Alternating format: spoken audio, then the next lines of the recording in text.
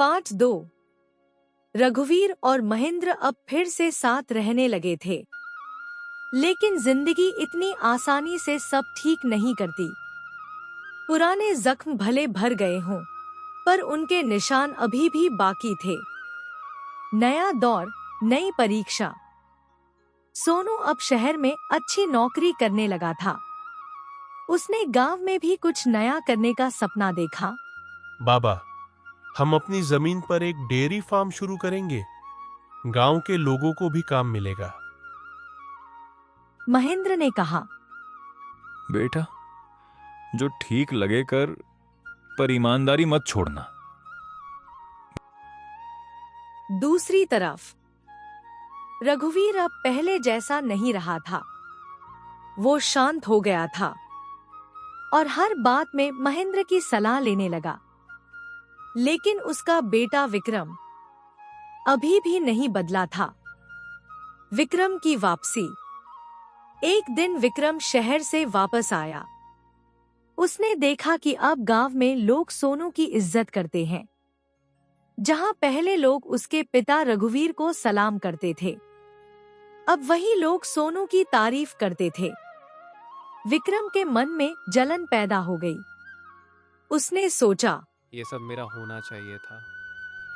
ये सोनू कौन होता है? विक्रम ने चुपचाप गांव के एक लालची आदमी से हाथ मिला लिया। उसने प्लान बनाया कि सोनू के डेयरी फार्म को नुकसान पहुंचाया जाए, ताकि उसकी बदनामी हो जाए। एक रात डेयरी फार्म में आग लगा दी गई। सारी महल जलकर राख हो गई। टूटता हुआ सपना। सोनू जमीन पर बैठा रो रहा था। मेरी सारी मेहनत खत्म हो गई बाबा। महेंद्र ने उसे संभालते हुए कहा। बेटा, मेहनत कभी खत्म नहीं होती, बस रास्ता बदलता है। रघुवीर को जब ये पता चला, उसका दिल कांप गया।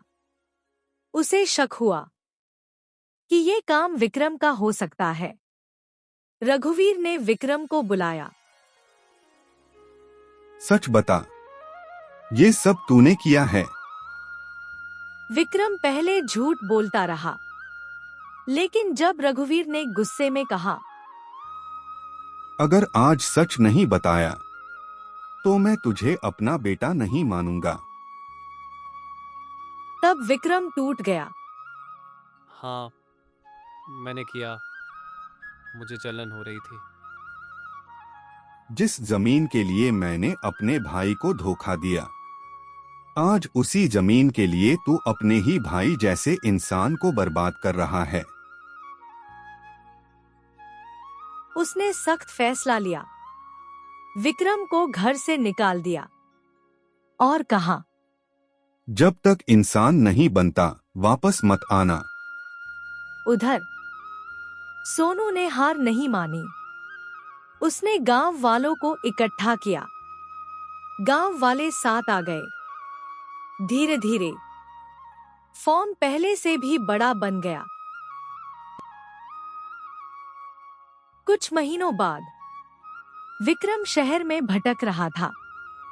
न पैसा, न घर, न कोई अपना। एक दिन उसने देखा, एक छोटा बच्चा भूखा था। विक्रम ने अपनी आखिरी रोटी उसे दे दी।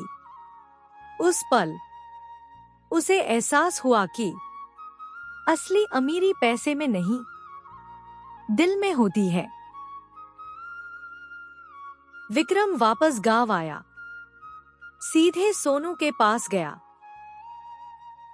मुझे माफ कर दे, मैंने तेरा सब कुछ चलाया। सोनू कुछ देर चुप रहा, फिर बोला, गलती मानना ही सबसे बड़ी सजा है और सबसे बड़ी शुरुआत भी। सोनू गांव का सबसे सफल इंसान बन चुका था। महेंद्र और रघुवीर साथ बैठकर हंसते थे। विक्रम भी अब मेहनत करने लगा था। और सबसे बड़ी बात, अब जमीन के टुकड़े नहीं, दिल जुड़े हुए थे। जिस घर में माफी होती है वहाँ खुशियाँ खुद रास्ता ढूंढ लेती हैं। असली दौलत जमीन नहीं, रिश्ते होते हैं।